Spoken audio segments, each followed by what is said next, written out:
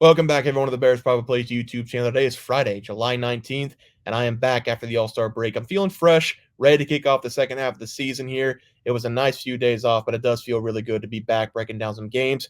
We're going to be looking at 5 total plays, including 2 game picks, 3 player props, looking at the Rays going up against the Yankees and the Philadelphia Phillies going up against the Pittsburgh Pirates. The best player props of the day will also be towards the end of the video, and I did change up the best player props graphic. I hope you guys like it more than the cards. You're going to see that whenever we get into it. But let's get right into these picks for today. I hope everybody has a great Friday and a great start to your weekend. Let's break down some ball.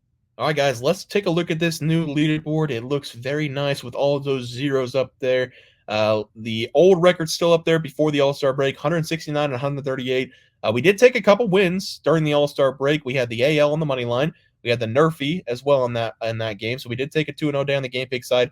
Player props, I don't know if anybody can find it. I had Paul Skeens over 100.4 miles per hour first pitch. He hit 99. So that was a little bit upsetting, but we'll take the 2 wins with the AO and the Nerfy.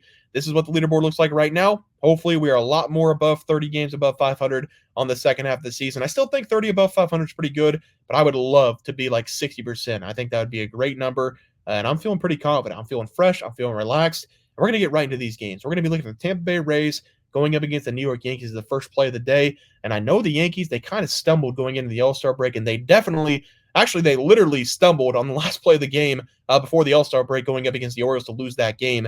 But I'm going to take them here coming out of the All-Star break to dominate the Tampa Bay Rays in every aspect of the game. I was going to take them on the money line. Can't do that. It's a little bit too juiced. So I'm going to take them here on the first 5 minus a half as the play. We're going to get Garrett Cole on the mound for us going up against the Tampa Bay Rays. And while he has struggled a little bit coming back from that injury, I still believe he's the best arm of this rotation. He's had 2 bad starts, 3 good starts this season in the 5 games that we've been able to see him in. And I do think this is going to be one of his better performances after ending his last game on a high note going up against the Orioles. In that game, it was his first time that I really felt like the Yankees let him off the leash, letting him go past the 5th inning. He went 6 innings, only giving up 1 run, striking out 7, going up against one of the better hitting teams in baseball in the O's. We have seen him get beaten up a little bit against some of these teams over the last couple games, but those are growing pains coming back from his injury, getting used to the MLB again. And I think he's going to be one of the best, if not the best arms in baseball the second half of the season. Now, I'm going to hop on the train right now on the Garrett Cole train. He has faced off against the Tampa Bay Rays several times in his career. He's not taken a loss against this team since 2022.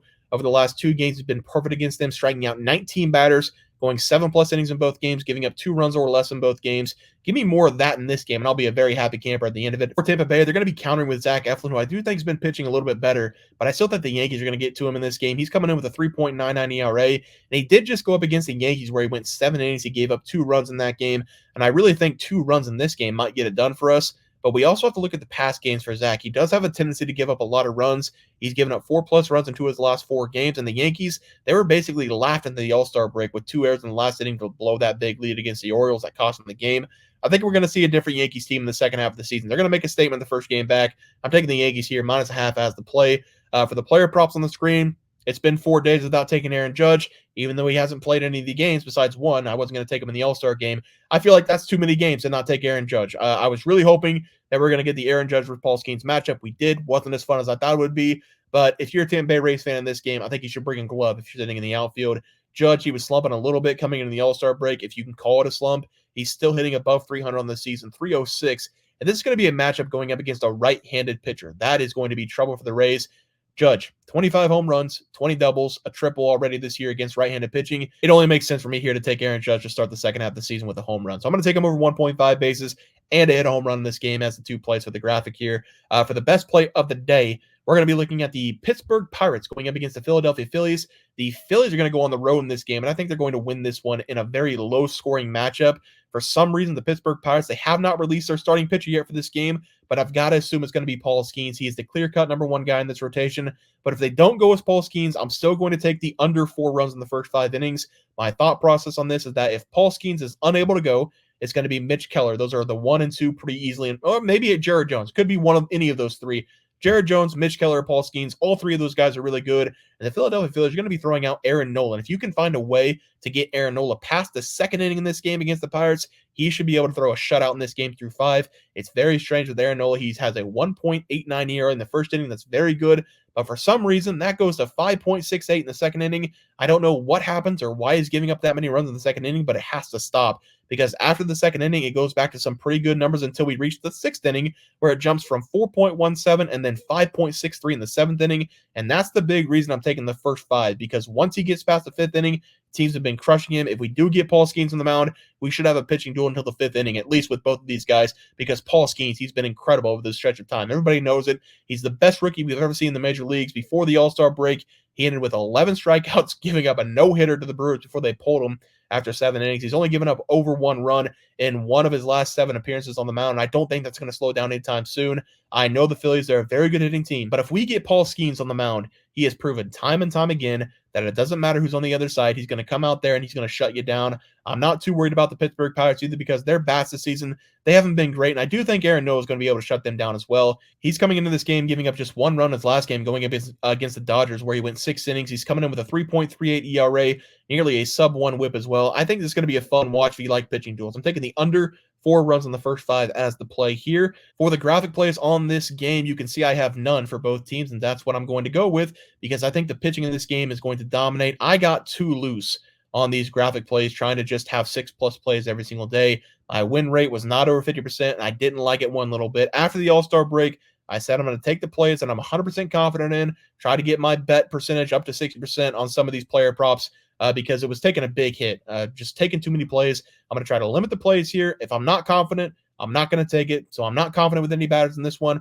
I'm not going to take any graphic plays. If hopefully you guys like that, but I can't just keep throwing out plays just to try to get 6+ plays. So I'm going to stay 100% confident, or at least as confident as I can be with these graphic plays. So no plays for this game. Just going to stick with the Aaron Judge home run and the Aaron Judge over 1.5 bases as the graphic plays. All right, let's go on to the best props of the day. This is a little bit new. Hopefully you guys like it. We're going to start here with Ketel Marte over 1.5 base going up against the Cubs and Justin Steele. I say this every single time that I talk about Ketel Marte. I really think that he's one of the best hitters against left-handed pitching in baseball. He dominates against left-handed pitching. Every single time he sees him, he finishes the game with at least 1 hit, it feels like. He does not see a lot of left-handed pitching, only 133 at-bats this season, but he's made the most of every single one of those. He's coming into this game with a 353 batting average against left-handed pitching, 12 home runs, 9 doubles, and that's more extra base hits than he has against right-handed pitching with double the amount of at-bats. And you guys know that I have to feel some type of way about this to take him going up against my guy, Justin Steele. I think Justin Steele is a top 10 pitcher in the MLB, and I'm still going to take Ketel Marte because the numbers are so good in his favor. These numbers, they are from Baseball Savant on the screen. The pitches on the bottom right are what Justin Steele throws every single game. He relies heavily on the fastball and the slider. He throws those 2 pitches 89% of the time. If you look over on Ketel Marte's best pitches to hit, those are his 2 best pitches to hit. The fastball, he's hitting a batting average of 333, a +10 run value, and teams throw him the fastball 31.1% of the time. The slider is his next best pitch. He hits at 372 this season, +6 run value. He's getting thrown that 11.8% of the time. While he's only seeing those 2 pitches 43% of the time, rounding up, of course, he will see those 2 pitches the majority of the time tonight because that's all Justin Steele throws usually. There might be some times where Justin Steele tries to mix it up a little bit, but we have seen enough from Justin Steele this season. Half the year, he's been throwing 2 pitches 90% of the time. I don't think he's going to mix it up too much. I'm taking Ketel Marte here over 1.5 bases. The numbers back it up. For the pitching prop today, we're going to be looking at Jack Flaherty under 2.5 runs going up against the Toronto Blue Jays. I think it was 3 days before the All-Star break. I said the Tigers going to have to go up against the Guardians. If they do well in that series, and they've got a real chance to push the Twins, Royals, and the Guardians in that division. They are pushing and they are winning games right now, winning 8 of the last 10, and they are red hot coming out of the All-Star break. They just took care of the Dodgers before the break, and this is one of the better teams right now, playing really good team baseball, and it's because of the pitching rotation. Besides Kenta Maeda, let's take Kenta Maeda out of the rotation. The head man for this pitching rotation is Jack Flaherty. He's coming into this game with a 3.13 ERA. He's been flawless in 5 of the last 6 games. He had 1 bad game against the Angels. I have no explanation. I don't know why he gave up 5 runs to one of the worst teams in baseball. But if you take that game out over the last 5 games, he's given up a total of 2 runs to the Guardians, Astros, Rangers, Red Sox, and White Sox.